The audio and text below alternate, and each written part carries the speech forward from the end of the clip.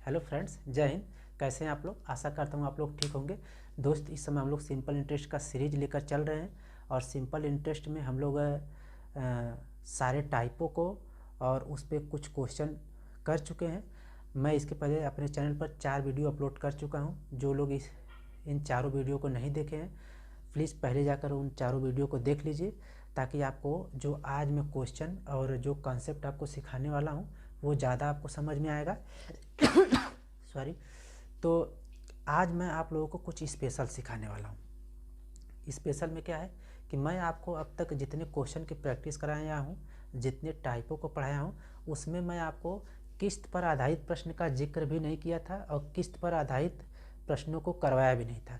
तो आज हम लोग किस्त पर आधारित प्रश्न को सीखेंगे, कैसे उनको हम विद इन सेकेंड बनाएंगे, जल्दी से बनाएंगे और बिना किसी कैलकुलेशन का बनाएंगे। सबसे पहले उसको सीखेंगे और उसके बाद फिर जो जितने टाइप हम पीछे पढ़े हैं उनसे भी रिलेटेड कुछ क्वेश्चन को करेंगे।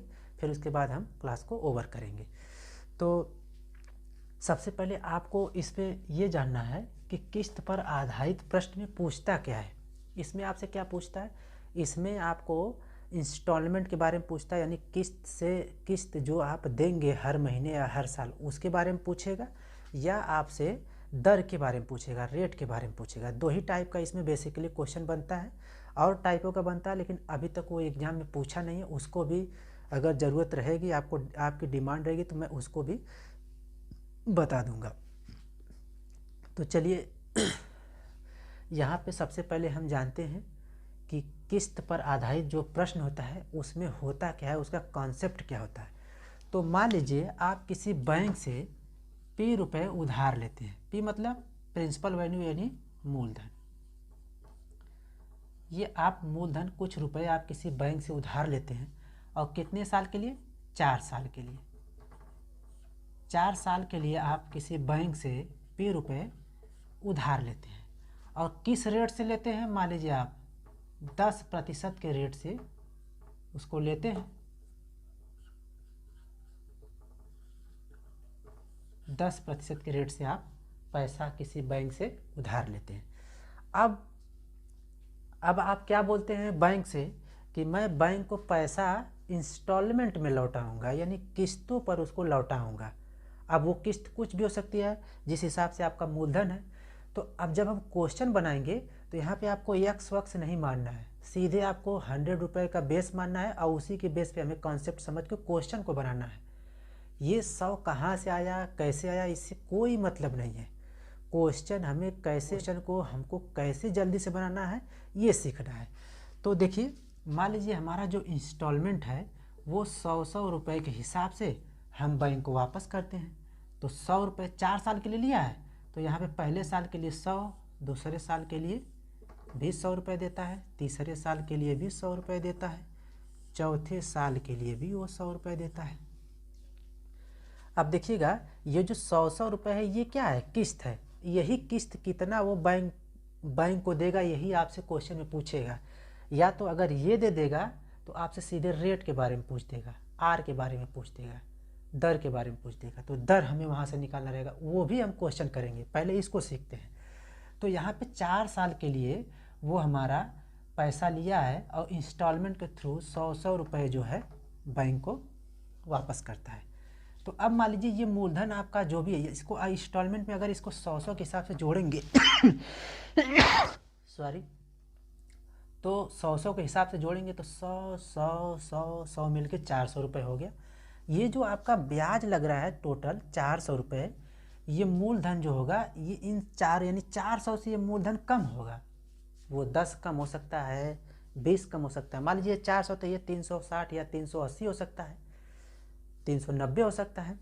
और यहाँ से जब इनको जोड़ रहे थे ये 400 हो रहा है। तो जो इनके हिसाब से जब ये इंस्टॉलमेंट के थ्रू देगा, तो अगर ये 360 है और ये 400 दिया तो उसका ब्याज कितना हो गया? 40 रुपया। 40 रुपया उसका ब्याज हो गया।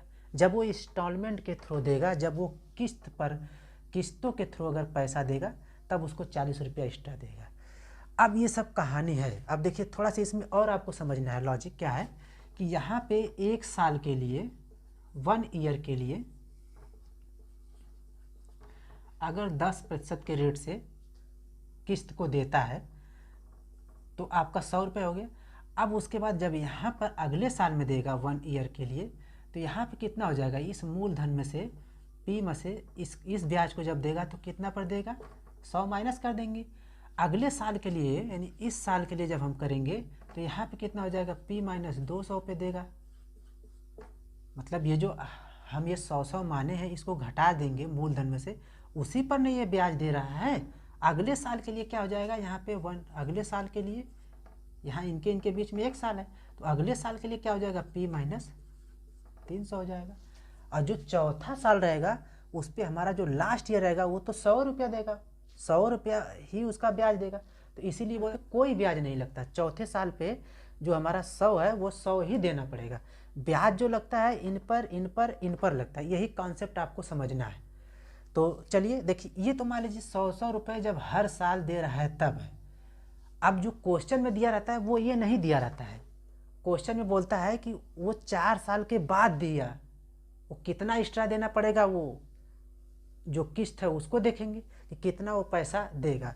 तो जो चौथा साल है इसमें आपको कॉन्सेप्ट क्या सीखना है, चौथे साल में जब वो पैसा लौटाएगा डायरेक्ट, यानी ये बीच में किसी साल में वो पैसा जमा ही नहीं किया बैंक में, आपको क्या सीखना है कि पहले साल, दूसरे साल, तीसरे साल, चौथे साल, इन सब जो बीच में ये जो बीच का साल है इसमें वो पैसा दिया ही नहीं, डायरेक्ट वो बोल रहा है कि हम चौथे साल पैसा जमा करेंगे। तो चौथे साल में क्या होगा, चौथे साल में आपका पहले जो 100 रुपया होगा वो देगा। उसके बाद इस दूसरे साल पर यहाँ पे उसको कितना है, 10% के हिसाब से उसको ब्याज लगेगा इस पे। तो इस पे 10% के हिसाब से जब ब्याज लगेगा, यहाँ पे 1 साल होगा तो कितना हो जाएगा, 110। अच्छा, इस पे जब देगा तो 10% के हिसाब से यहाँ से 2 साल हो जाएगा, 2 साल के हिसाब से 10 दूना 20, तो यहाँ कितना हो जाएगा, 120। इस पर देगा तो कितना हो जाएगा, यहाँ से 3 साल, और ये 3 साल के लिए 10% के हिसाब से कितना हो जाएगा, 130। और यहाँ से इन सबको हम जोड़ देंगे तो ये 0 0 0 0 आपका 0 हो जाएगा, ये 0 1 3 3 6 हो गया, 1 2 3 4, ये आपका 460 रुपया हो गया। ये जो 460 रुपया आया चौथे साल में, अब देखिए किस्त के हिसाब से अगर वो देता 100 रुपये 100 रुपये 100 रुपये 100 रुपये तो उसको 400 रुपये देना पड़ता, और लिया कितना था वो 360 380, मतलब 400 से कम ही वो लिया रहेगा। लेकिन अगर इन सब बीच में जो प्रोसेस है वो किस्त, एक भी किस्त देता ही नहीं है, डायरेक्ट चौथे साल पैसा जमा करता है, तो उसको कितना रुपए देना पड़ेगा, 460 रुपये।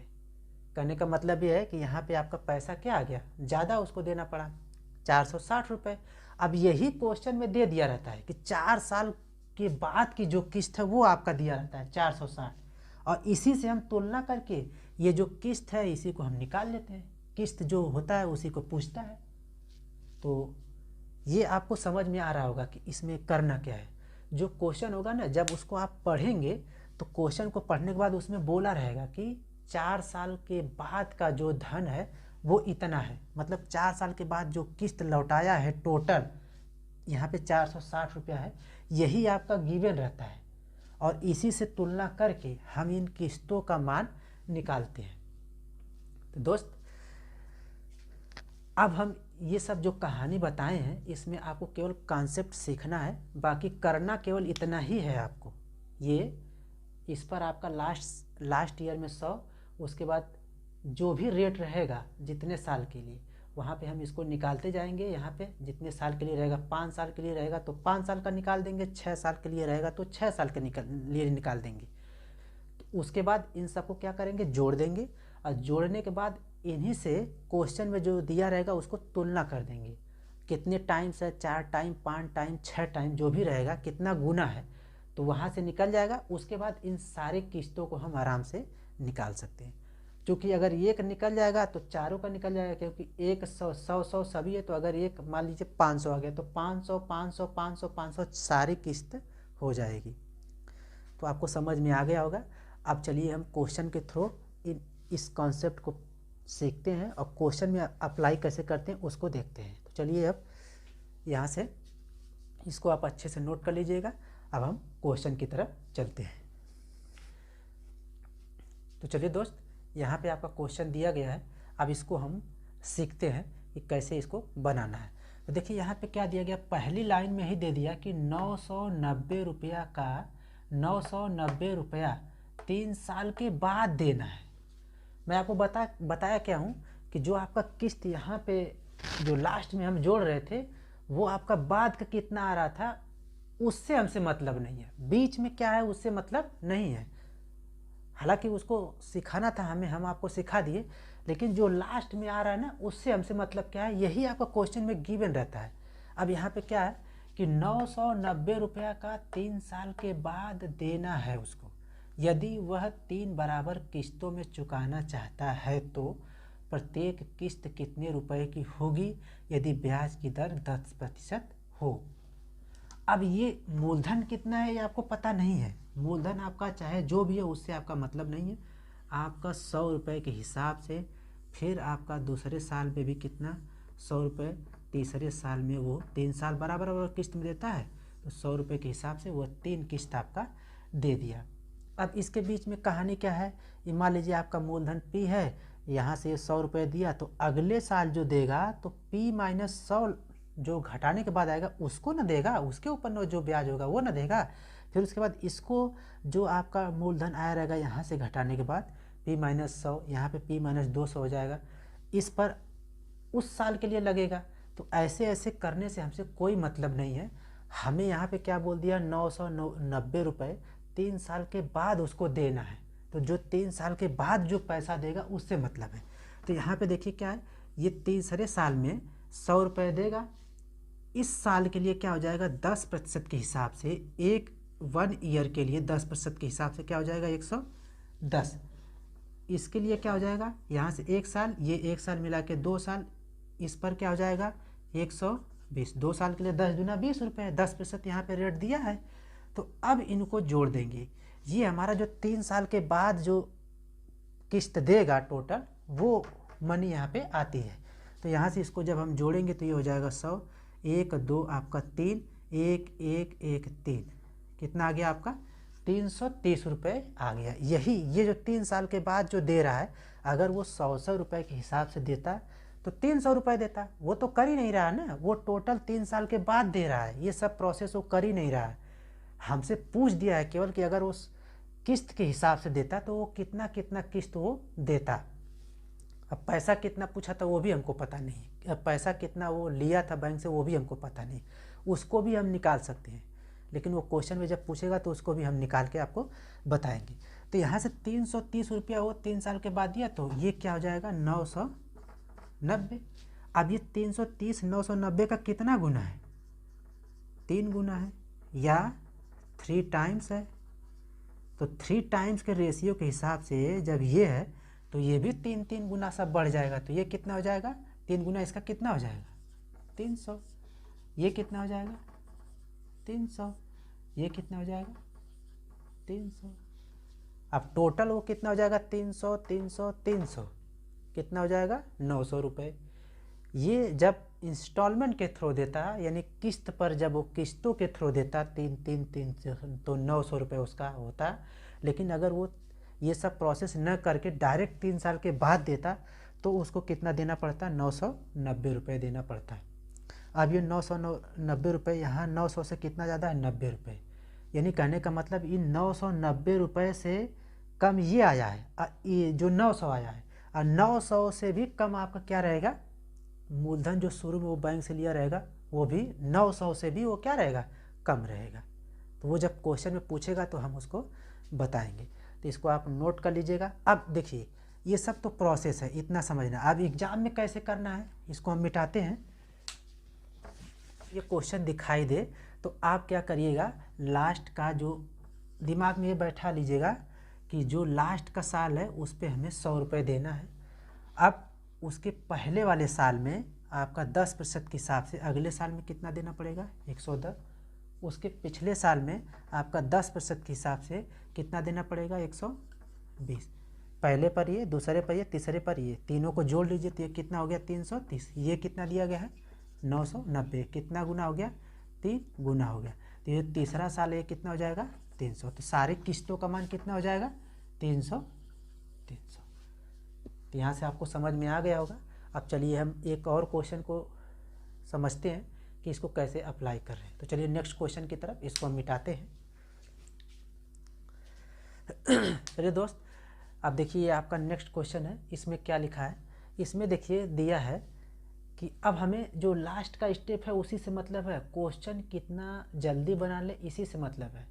बाकी सारे बीच की कहानियाँ जो है वो आपसे मतलब नहीं है कि वो बीच की कहानी क्या है, क्वेश्चन कितना जल्दी बन जाए उससे मतलब है। देखिए यहाँ पे 2300 रुपया 4 साल के बाद देना है, यदि वह 4 बराबर किस्तों में चुकाना चाहता है। 4 बराबर किस्तों में उसको चुकाना है, तो प्रत्येक किस्त कितने रुपए की होगी यदि ब्याज की दर 10% हो तब। तो अब देखिए उसी तरह जो लास्ट का साल होगा उस पर 100 रुपये का वो ब्याज लिया, 100 रुपये का उसको किस्त देना है। उसके बाद जो उसके बाद का साल होगा, उसके पहले का साल होगा, उस पर कितना होगा, 4 बराबर किस्त में देना है 4 साल के लिए। तो पहले साल के लिए 100, दूसरे साल के लिए क्या हो जाएगा 110, तीसरे साल के लिए क्या हो जाएगा 120, उसके बाद चौथे साल के लिए 130। इनको जोड़ दीजिए तो ये हो जाएगा 0, 3 2 5 1 6, ये आपका हो गया 460 रुपये। अब ये जो 460 रुपये है, 460 रुपये है, यही आपका गिवन है। 2300 रुपये 4 साल के बाद देना था, 4 साल के बाद जो देना था उसको कितना देना था 460 रुपये। यही कितना है दिया 2300 रुपया। ये इसका कितना गुना है देखिएगा, इसमें जब भाग देंगे तो ये आपका 5 गुना है, इसका ये 5 गुना है। तो इसका मतलब ये जो लास्ट वाला किस्त का जो है वैल्यू ये कितना हो जाएगा 500। अब ये 500 500 हर साल जो उसका क्या हो जाएगा किस्त हो जाएगा, मतलब हर साल जो उसका किस्त होगा वो कितने कितने का होगा 5 5 5 5 500। समझ में आ गया होगा दोस्त आपको? तो समझ में आ गया होगा। जब भी आपको किस्त पर आधारित प्रश्न अगर इस टाइप का आ जाए ना, तो आप ये समझ लीजिएगा, तो आप ये समझ लीजिएगा कि मेरे लिए एक बोनस मिल गया है। इसमें कुछ है ही नहीं दोस्त, बस इसको पढ़ना है और ये ऐसे स्टेप से यहाँ पे इसको निकाल लेना है और ये कितना गुना है उसको कर लेना है। फिर ये लास्ट में जो 100 है उसमें 5 से, यहाँ 5 गुना तो 5 से मल्टीप्लाई कर दीजिए, कितना हो जाएगा 500, यानी 5 5 100 की 4 किस्त वो है बैंक को देगा, वही हमसे पूछता है। तो चलिए अब अगले क्वेश्चन की तरफ चलते हैं।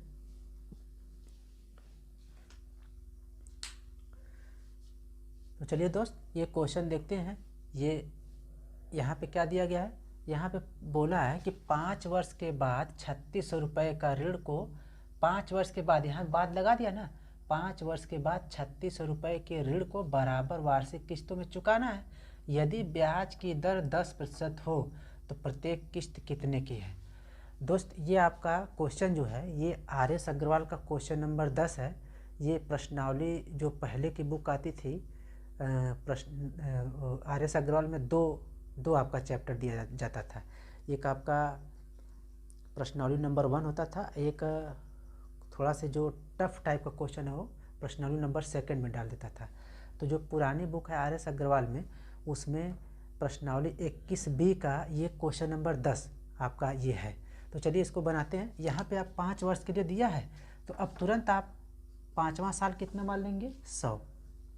उसके बाद उसके पहले के लिए 10% के हिसाब से देगा तो कितना हो जाएगा 110। उसके बाद तीसरे साल के लिए कितना हो जाएगा 120, चौथे साल के लिए 130, 5वें साल के लिए 100, 5 साल के लिए देना है, 5वें साल के लिए कितना हो जाएगा 140। 1 2 3 4 5 साल के लिए हो गया, जोड़ दीजिए ये 0 2 1 3 3 3 6 4 10, 1 2 3 4 5, ये कितना हो जाएगा 6। ये 600 रुपये आपका 5 साल के बाद वो दिया, यही आपका टोटल मनी वो दिया 600 रुपये 100 के हिसाब से। तो अब यहाँ पे एक कितना हो जाएगा, एक कितना दिया गया है 3600। अब ये 600 इसका कितना गुना है 6 गुना है।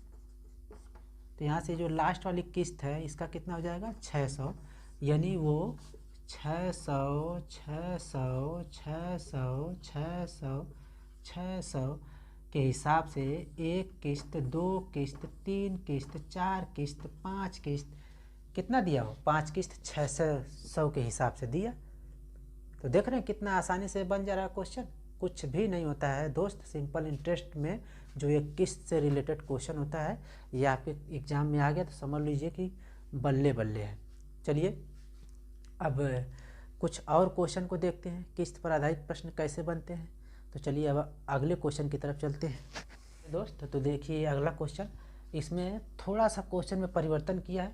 अगर आप लॉजिक समझ गए होंगे तो इसको भी आप विद इन सेकेंड ही बना लेंगे। तो चलिए देखिए, यहाँ पे बोला है 2550 रुपये, 2550 रुपये 3 साल के बाद देने हैं यदि वह 3 किस्तों में चुकाना चाहता है। लेकिन यहाँ से देखिए थोड़ा सा क्वेश्चन परिवर्तन कर दिया, तथा पहली किस्त दूसरी किस्त का 1/3 है तथा तीसरी किस्त का 1/4 है। पहली ही किस्त के बारे में बोल रहा है कि पहली किस्त दूसरी किस्त का 1/3 है और तीसरी किस्त का 1/4 है। तो तीनों किस्त ज्ञात करिए। तो दोस्त देखिए अब यहाँ से थोड़ा समझिएगा। मान लेते हैं कि जो पहली किस्त वो कितनी थी, 100 रुपये। तो पहली किस्त दूसरी किस्त का 1/3 है, मतलब ये कितना रहेगा, 300 रहेगा। इसका 1/3 करेंगे तो 100 हो जाएगा ना। उसके बाद पहली किस्त जो है तीसरी किस्त का 1/4 है, मतलब यहाँ पे कितना रहेगा, 400 रहेगा। ये आपको समझ में आ गया होगा।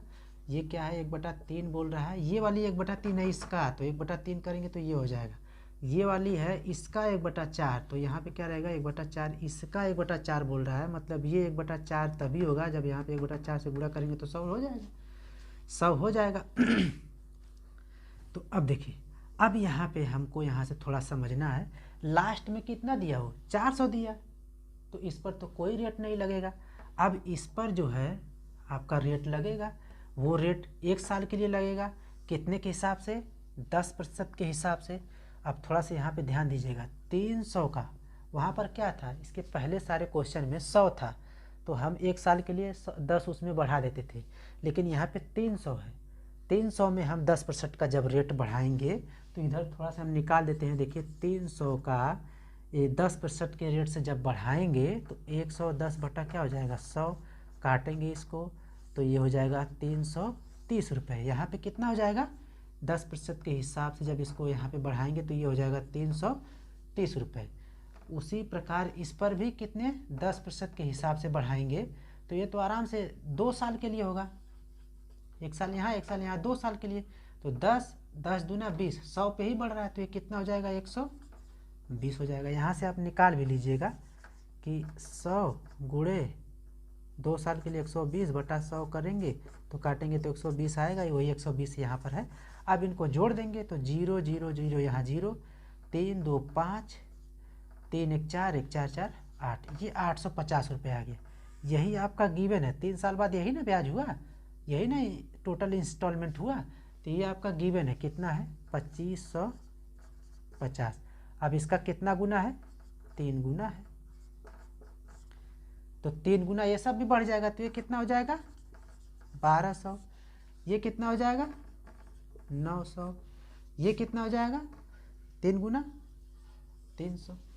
तो यही आपका किस्त है, पहले साल के लिए 300, फिर 900, फिर 1200। देख रहे हैं दोस्त कितना आसान है। तो चलिए अभी आपको अच्छे से समझ में आ गया होगा। अब जो अगला टाइप का क्वेश्चन है उसमें किस्त से ही रिलेटेड है, लेकिन उसमें हम दर कैसे निकालते हैं जरा उसको देखते हैं। चलिए अब अगले क्वेश्चन की तरफ हम दर निकालते हैं। तो चलिए दोस्त, यहाँ पे देखिए आपका क्या पूछा है, दर पूछा है। अब ये देखिए 10 रुपये को उधार लेकर 11 मासिक में चुकाया जाता है। यदि प्रत्येक किस्त 1 रुपये का हो तो ब्याज की दर ज्ञात कीजिए।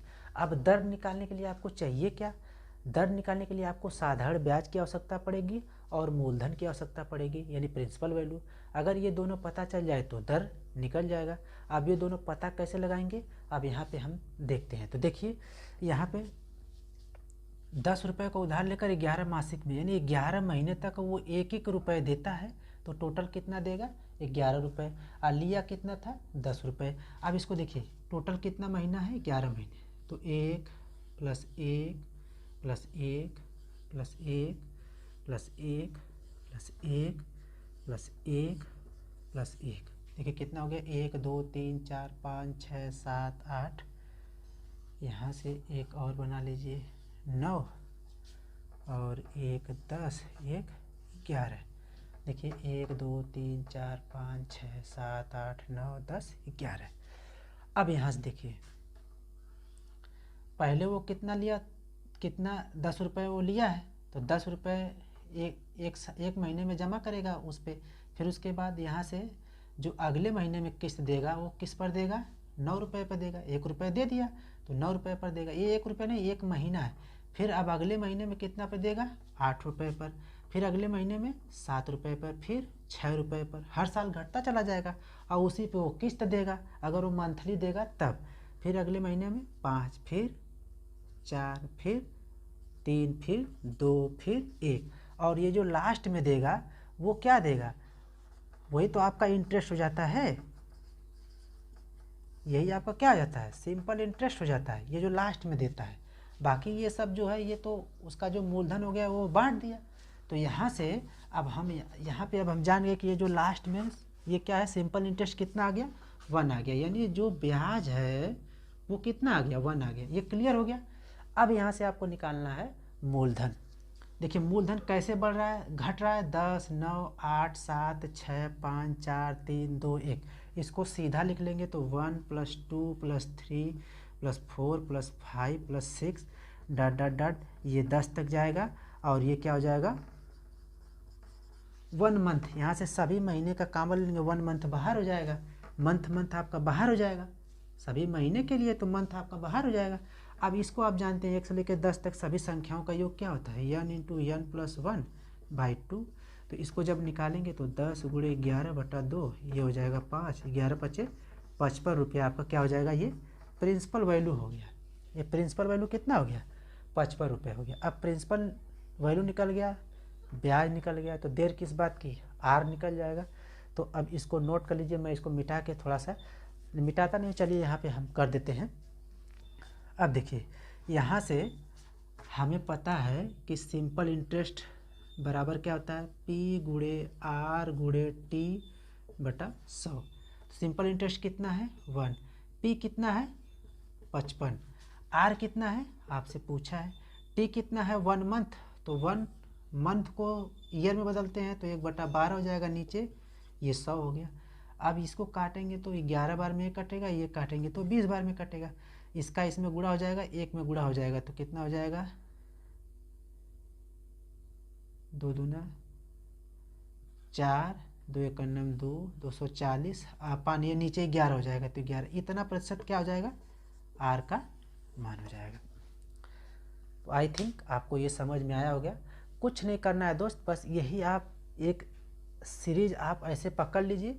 आपको यहाँ से क्या निकालना है, पूरे साल का ये पूरे जितने आपका महीना है लिख लेना है। ऐसे आपको समझ में आया होगा, जब मैं शुरू में ही आपको समझाया था इसको कैसे हम लिखे हैं। हर महीने के लिए आपका जो मूलधन है वो घट रहा है, पहले 10 पे, फिर 9 पे, फिर 8 पे, हर महीने में आपका घट रहा है। यहाँ पे महीना है, कहीं कहीं साल दिया रहेगा।